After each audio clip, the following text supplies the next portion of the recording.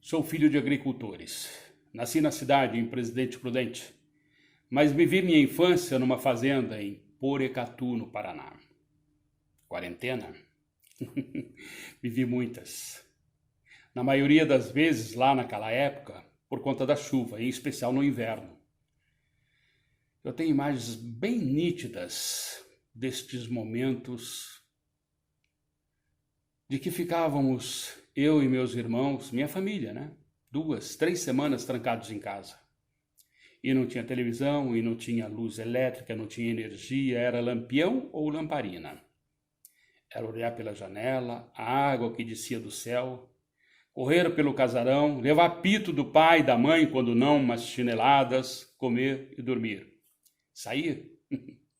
Um frio de cortar a pele, chuva, umidade, barro, mato, muitos bichos como onça, jacaré, cobra e tantos outros bichos. À noite?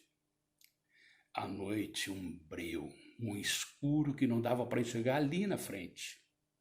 E histórias e causos contadas pelo meu pai e minha mãe, na maioria das vezes, sobre assombração, para que ficássemos com medo e dormíssemos logo. Agora, nesta pandemia, nesta quarentena que assola o mundo, livros, séries, filmes, umas aulas de interpretação pelo YouTube, exercícios para esticar o esqueleto e leitura, leitura, leitura. E agora eu quero oferecer este conto do Mário de Andrade numa leitura dramatizada para vocês. Tempo da Camisolinha, do livro Contos Novos, publicado pela primeira vez em 1947. Vamos lá?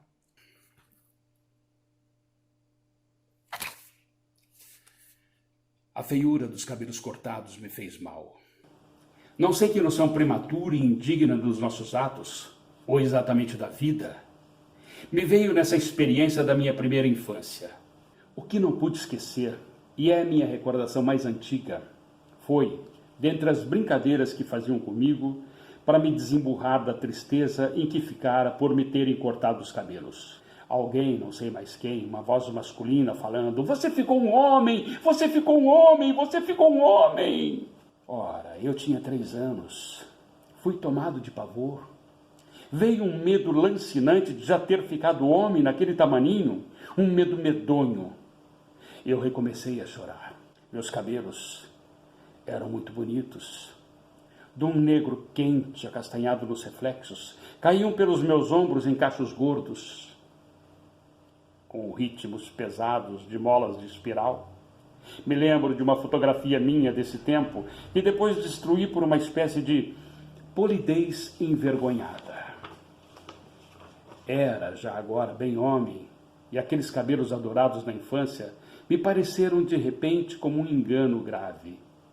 Destruí com rapidez o retrato. Os traços não eram felizes. Mas na moldura da cabeleira havia sempre um olhar manso, um rosto sem marcas, franco, promessa de alma sem maldade. De 1 ano depois do corte dos cabelos, ou pouco mais, guardo outro retrato, este tirado junto com Totó, meu mano. Ele, 4 anos mais velho que eu, bem garboso e completamente infantil numa bonita roupa marinheira. Eu, bem menor, ainda conservo uma camisolinha de veludo muito besta, que minha mãe, por economia, teimava utilizar até ao fim. Guardo esta fotografia, porque se ela não me perdoa do que tenho sido, ao menos me explica. Dou a impressão de uma monstruosidade insubordinada. Meu irmão, com seus 8 anos, é uma criança integral. Olhar vazio de experiência, rosto rechonchudo e lisinho, sem caráter fixo, sem malícia, a própria imagem da infância. Eu, tão menor, pareço velho. E o que é mais triste, com os sucos vividos descendo das abas voluptuosas do nariz e da boca larga, entreaberta num risinho pérfido. Meus olhos não olham, espreitam. Fornece as claras com uma facilidade teatral todos os indícios de uma segunda intenção. Não sei por que não destruí em tempo também essa fotografia.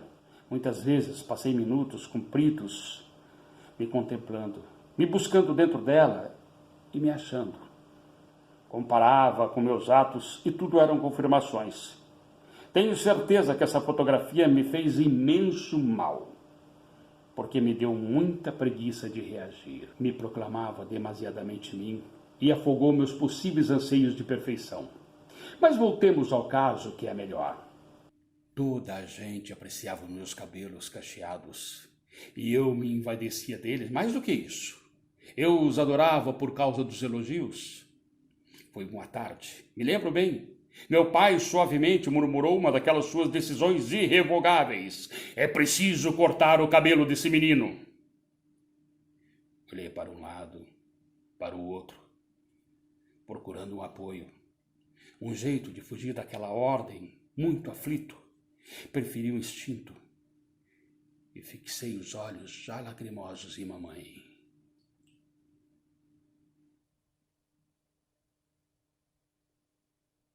Ela quis me olhar, compassiva, mas me lembro como se fosse hoje.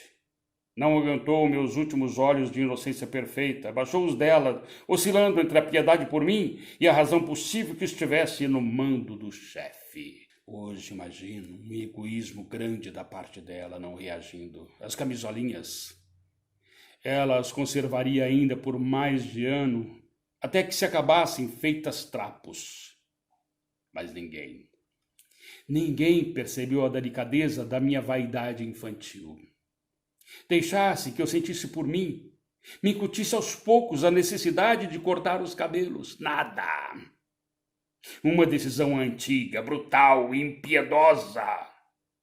Castigo sem culpa, primeiro convite a ser voltas íntimas. É preciso cortar os cabelos desse menino.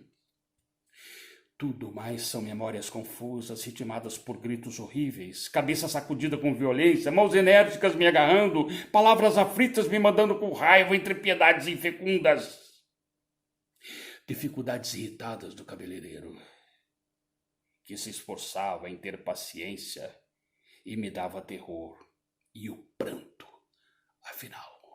E no último e prolongado fim, o chorinho doloridíssimo, convulsivo, cheio de visagens próximas atrozes, um desespero desprendido de tudo, uma fixação emperrada em não querer aceitar o consumado. Me davam presentes, era razão para mais choro.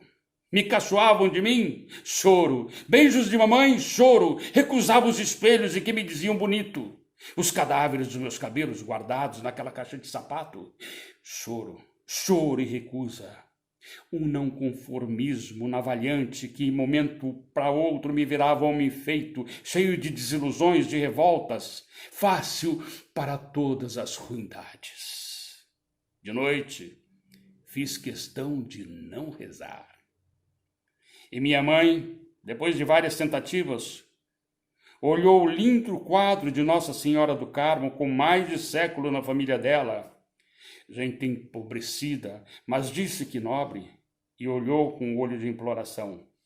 Mas eu estava com raiva da minha madrinha do Carmo. E o meu passado se acabou pela primeira vez. Só ficavam como demonstrações desagradáveis dele as camisolinhas. Foi dentro delas, camisolas de fazendinha barata, a gloriosa de veludo, era só para as grandes ocasiões. Foi dentro delas ainda, das camisolinhas que parti com os meus pais para Santos aproveitar as férias do Totó. Havia, aliás, outra razão mais tristonha para esse veraneio aparentemente festivo de férias. Me vieram uma irmãzinha aumentar a família. E parece que o parto fora desastroso. Não sei direito. Sei que mamãe ficara quase 2 meses de cama, paralítica, e só principiara mesmo a andar, premiada pelas obrigações da casa e dos filhos. Mas andava mal, se encostando nos móveis, se arrastando, com dores insuportáveis na voz, sentindo puxões nos músculos das pernas e um desânimo vasto. Diante da iminência de algum desastre maior, papai fizera um esforço espantoso para o seu ser, que só imaginava a existência do trabalho sem recreio, todo assombrado com os progressos financeiros que fazia e a subida de classe. Resolveram aceitar o conselho do médico se dera férias também. E levar a mamãe aos receitados banhos de mar. Isso foi, convém lembrar, ali pelos últimos anos do século XIX. E a praia do José Menino era quase um deserto longe. Mesmo assim, a casa que papai alugara não ficava na praia, mas numa das ruas que ela dava.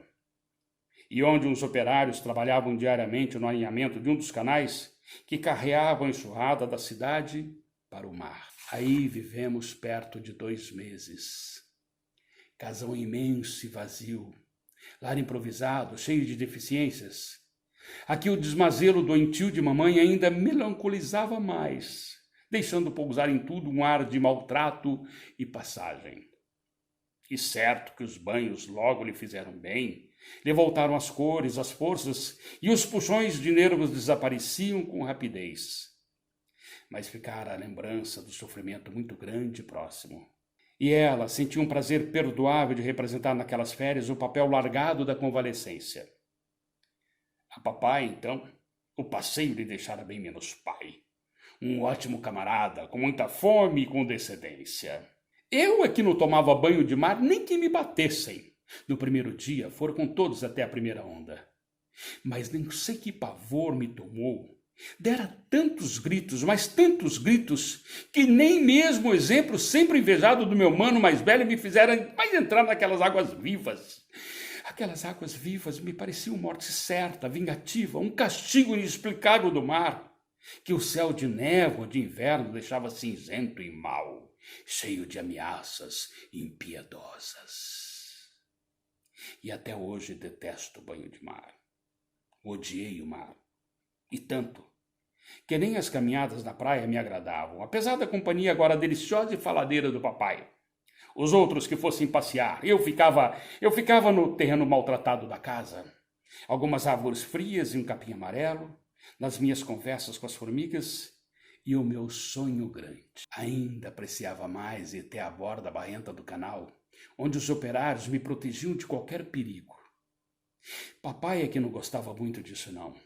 Porque tendo sido operário um dia e subido de classe por esforço pessoal, Deus sabe lá que sacrifícios, considerava operário má companhia para filho de negociante mais ou menos. Porém, mamãe intervinha com "deixa ele".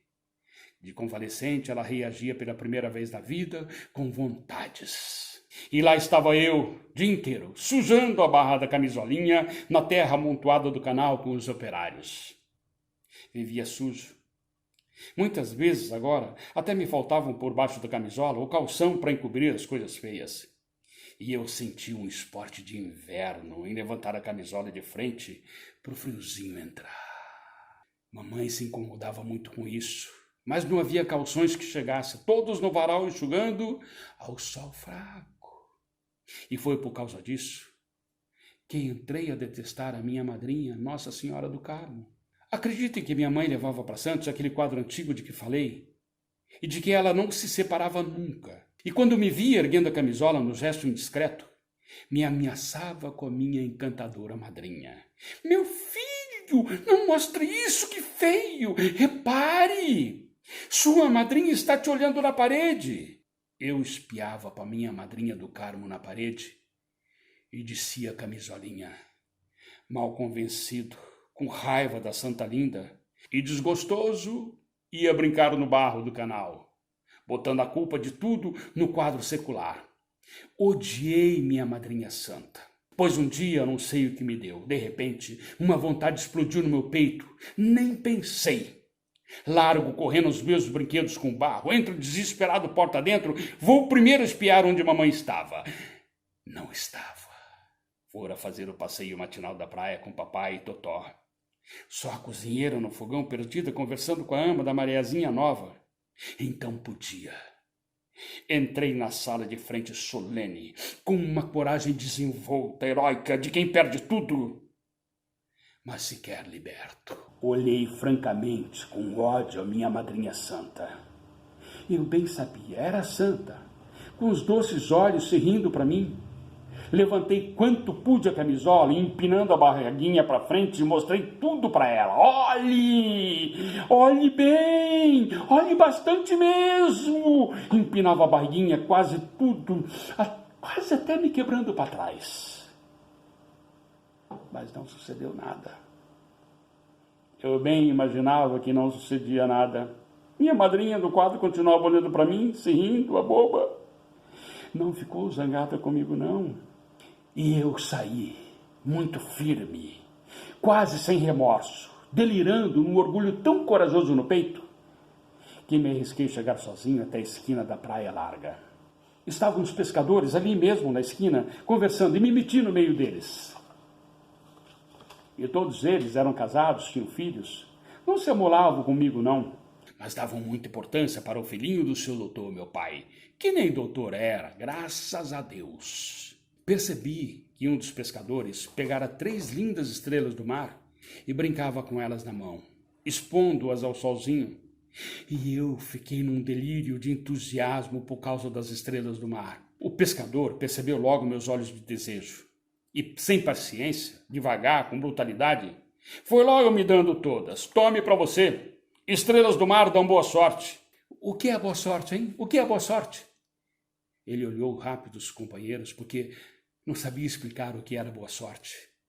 Mas todos estavam esperando, e ele arrancou meio bravo.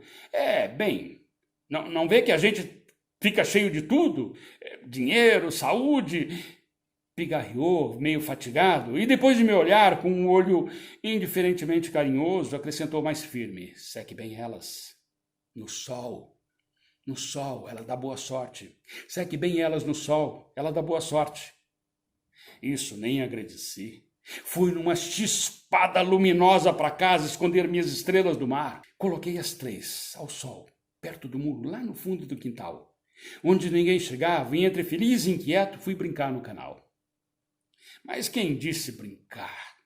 Me dava aquela vontade amante de ver as estrelas e voltava numa chispada luminosa. Contemplar as minhas estrelinhas do mar. A felicidade era tamanha e o desejo de contar minha glória que até meu pai se inquietou com meu fastio no almoço. Mas eu não queria contar. Era um segredo contra tudo e todos. A arma certa da minha vingança. Eu havia de machucar bastante Totó. E quando mamãe se incomodasse com meu sujo? Não sei não, mas pelo menos ela havia de dar um trupicão de até dizer: ai, bem feito. As minhas estrelinhas do mar estavam lá escondidas juntas do muro, me dando boa sorte. Comer? Para que comer? Elas me davam tudo, me alimentavam. E se Nossa Senhora, minha madrinha, quisesse se vingar daquilo que eu fizera para ela, as estrelinhas me salvavam. Davam nela, machucavam muito ela. Não, muito não. Só um bocadinho, sem estragar a cara tão linda da pintura. Só para minha madrinha saber que eu agora tinha boa sorte, que estava protegido e nem precisava mais dela. Ai, que saudades das minhas estrelas do mar. Mas não podia desistir do almoço para ir espiá-las. Totó era capaz de me seguir e querer uma para ele. E não, isso nunca. Esse menino não come nada. Não sei o que está acontecendo hoje. Meu filho, coma ao menos uma goiabada, disse minha mãe. Que goiabada, nem mané goiabada. Eu estava pensando das minhas estrelas. E nem bem o almoço se acabou. Fui correndo ver as estrelas do mar. Eram 3. Uma menorzinha e 2 grandonas. Uma das grandonas tinha as pernas um bocado tortas para o meu gosto, mas assim mesmo, era muito mais bonita que a Pititica, que trazia um defeito imenso numa das pernas, faltava a pontinha. Essa, de certo, não dava boa sorte, não. As outras é que davam. E agora eu havia de ser muito feliz, sempre muito feliz. Não havia de crescer, minha madrinha gostosa se rindo sempre, mamãe completamente sarada me dando brinquedos, com papai nem se amolando por causa dos gastos, não. A estrela Piquititica dava boa sorte também. Nunca que eu largasse de uma delas. Foi então que aconteceu, um caso que jamais me esquecerei no seu menor detalhe. Cansei de olhar minhas estrelinhas e fui brincar no canal. Era já na hora do meio-dia, hora do almoço, da janta, não sei que horário que os operários estavam comendo. E eles estavam descansando depois, jogados na sombra das árvores. Apenas um, no entanto. Um portuga, magruço e bárbaro, de enormes bigodões, que não me tratava bem, nem jamais dera importância para mim, estava sentado lá, num monte de terra, afastado dos outros, com ar de melancolia. Foi então que, meio sem querer, fui chegando com ar de quem não quer nada e perguntei o que ele tinha. O operário primeiro deu de ombros, português bruto, bárbaro, longe de prestar atenção na minha pergunta infantil. Mas estava com os olhos tão tristes, o bigode caía tanto, desolado, que insisti no meu carinho e perguntei mais uma vez o que é que ele tinha. Má sorte, resmungou ele, para si mesmo, mais para ele do que para mim. Eu me desesperei. Minha Nossa Senhora! Aquele homem tinha má sorte. Aquele homem enorme, com tantos filhinhos pequenos e uma mulher paralítica na cama. E, no entanto, eu era feliz. Feliz e com 3 estrelinhas do mar para me darem boa sorte. Fiquei desesperado. E se eu desse boa sorte ao operário, na pessoa da menor estrela pequititinha? Bem que podia dar menor. Era tão feia mesmo. Faltava uma das pontas, mas sempre era uma estrela do mar. Depois, o operário não era tão bem vestido assim como o papai, não carecia de uma boa sorte assim tão grande. Meus passos tontos já me conduziam para o fundo do quintal desesperadamente. Eu senti um sol de rachar completamente forte. Agora que as estrelinhas ficavam bem secas e davam uma boa sorte danada. Acabava de vez com a paralisia da mulher do operário, os filhinhos terem um pão. E Nossa Senhora do Carmo, minha madrinha, nem se amolava de enxergar os pintinhos deles. Lá estavam as 3 estrelinhas brilhando no ar do sol, cheios de uma boa sorte imensa. E eu tinha que me desligar de uma delas, da menorzinha estragada tão linda, justamente que eu gostava mais. Todas valiam igual. Por que a mulher do operário não tomava banhos de mar? Mas sempre, meu Deus, que sofrimento! Eu bem não queria pensar, mas pensava sem querer, deslumbrado. Mas a boa mesmo era grandona, perfeita, que havia de dar mais boa sorte para aquele malvado do operário que viera cachorro querer dizer que estava com má sorte. Agora eu tinha que dar para ele a minha grande, a minha sublime estrelona do mar. Eu chorava. As lágrimas corriam francas estando a minha cara sujinha. O sofrimento era tanto que os meus soluços nem me deixavam pensar bem. Fazia um calor horrível, era preciso tirar as estrelas do sol, senão elas secavam demais, se acabava a boa sorte delas. O sol me batia no coco. Eu estava tonto. Operário, a sorte, a estrela paralítica, a minha sublime estrelona do mar. Eu agarrei na minha estrela com raiva. Meu desejo era quebrar a perna dela também para que ficasse igualzinha menor. Mas as mãos desmentiam meus desígnios. Meus pés é que resolveram correr daquele jeito, rapidíssimos. Para acabar de uma vez com o martírio, fui correndo, fui morrendo, fui chorando, carregando com fúria e carícia a minha maiorzona estrelinha do mar. Cheguei pro operário. Ele estava se levantando. Toquei nele com aspereza, puxei a roupa dele. Tome, tome. Eu soluçava, gritando, tome a minha... Tome a estrela do mar. Dá sim, dá, dá boa sorte. O operário olhou surpreso, sem compreender. Eu soluçava. Era um suplício medonho. Pegue depressa, vai. Por favor, depressa. Dá boa sorte mesmo. Aí que ele entendeu. Me olhou, foi pegando a estrela, sorriu por trás dos bigodões, portuga. Um sorriso desacostumado, não falou nada. A mão cheia de calos quis se ajeitar em conchas para me acariciar. Ele nem media a extensão do meu sacrifício. Eu corri para chorar largo, chorar na cama, abafando os soluços do travesseiro sozinho.